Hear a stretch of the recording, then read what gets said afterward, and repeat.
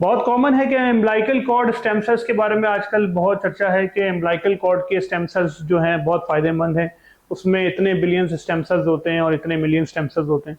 मैंने किए हैं कुछ एम्ब्लाइकल कॉर्ड के स्टेम सेल्स भी, लेकिन मैंने देखा है कि जो रिज़ल्ट है वो कंपैरेटिवली जो हमारे फैट स्टेम सेल्स हैं, उसके कंपैरेटिवली बेटर नहीं है। मेरा अपना सजेशन है, गुज़िश्ता 4 साल से मैं कर रहा हूँ।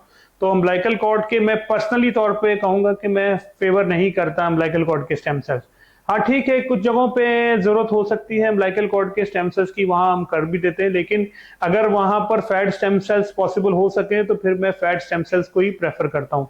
क्योंकि अम्बिलिकल कॉर्ड के स्टेम सेल्स में जो method of extracting the stem cells है वो काफ़ी कॉम्प्लिकेटेड होता है। उसमें जो अम्बिलिकल कॉर्ड, आप अगर समझते हैं अम्बिलिकल कॉर्ड क्या होती है, अम्बिलिकल कॉर्ड जो होती है वो बच्चों को जब पैदा होता है उसकी जो नाफ के अंदर जो नाली लगी होती है उसको अम्बिलिकल कॉर्ड कहा जाता है। उस नाली के अंदर से ब्लड को कलेक्ट किया जाता है और कलेक्ट करके उसमें से स्टेम सेल्स को एक्सट्रैक्ट किया जाता है। यानी अम्बिलिकल कॉर्ड के स्टेम सेल्स जो हैं आपके अपने स्टेम सेल्स नहीं हैं, वो किसी और के स्टेम सेल्स हैं। तो मैं पर्सनल तौर पे जो मैंने जितने भी पेशेंट किए हैं, मेरी कोशिश होती है उनके अंदर उनके अपने स्टेम सेल्स से ही उनको ट्रीट करूं। चाहे वो घुटने की दर्द का पेशेंट है, चाहे कमर की दर्द का है, चाहे शोल्डर की दर्द का है, मेरी कोशिश होती है कि अपने ही स्टेम सेल्स से उसको ट्रीट किया जाए।